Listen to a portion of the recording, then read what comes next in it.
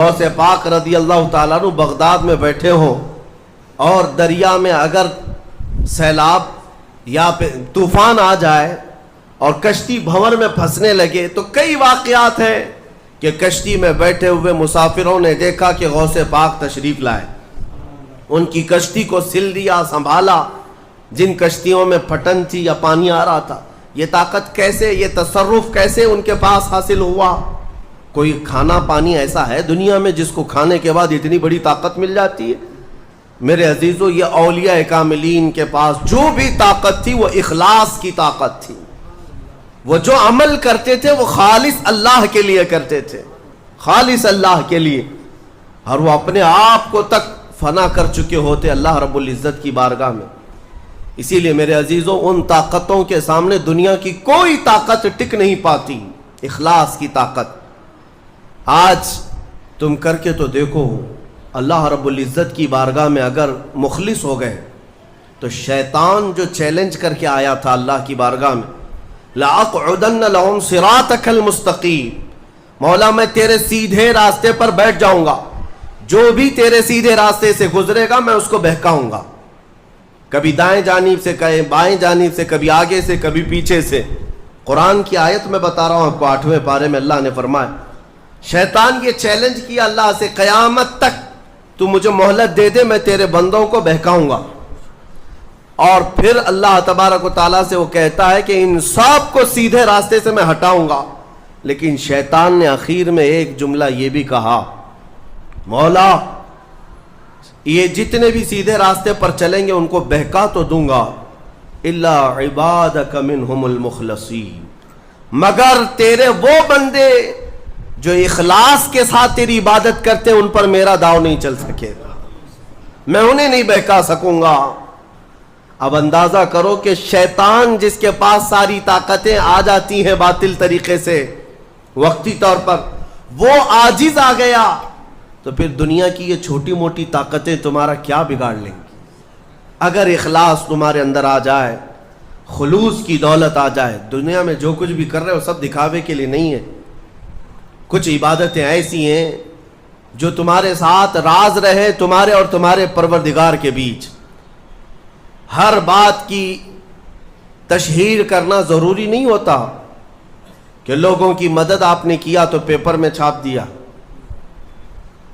اور آپ کوئی نیکی کر رہے ہیں تو ضروری نہیں ہوتا کہ ہر چیز کی تشہیر کی جائے۔ ہاں، کچھ چیزوں میں حکمت اور مصلحت ہو سکتی ہے کہ لوگوں کو نیکی کی طرف بلانے کے لیے اعلان کیا گیا ہو، لیکن ہر چیز میں نہیں۔ عزیزان گرامی وقار، اخلاص جب کسی کے پاس ہو تو ایک اور حدیث میں آپ کو بتا دوں، بندے جو عبادت کرتے ہیں یہاں پر دنیا میں بھی، سب کا کچھ نہ کچھ ایک غرض ہے، کچھ نہ کچھ ایک مقصد ہے۔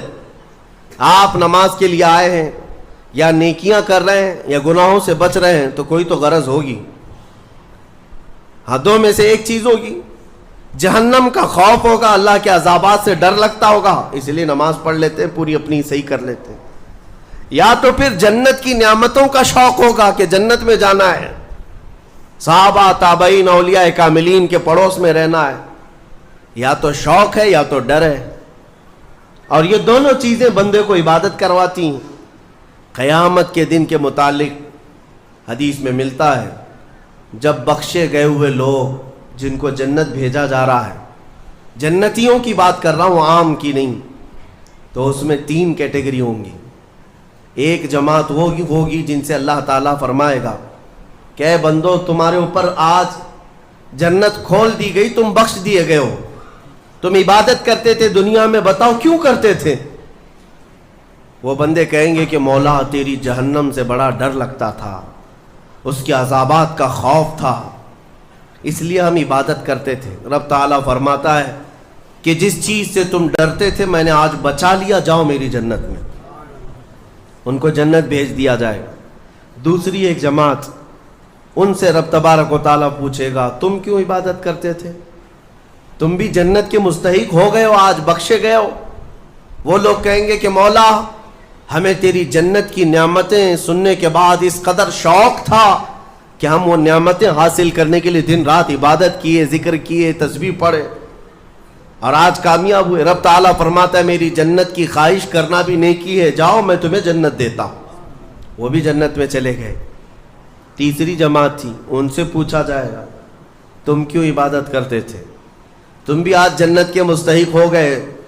وہ کہیں گے کہ مولا ہمیں تیرے جہنم کے عذابات کی بھی پرواہ نہیں, اور نہ ہی تیری جنت کی نعمتوں کی خواہش, بلکہ ہم تو صرف اور صرف تیری رضا کے لیے کرتے تھے, تو راضی ہو جا, ہم جنت اور دوزخ کے لیے نہیں.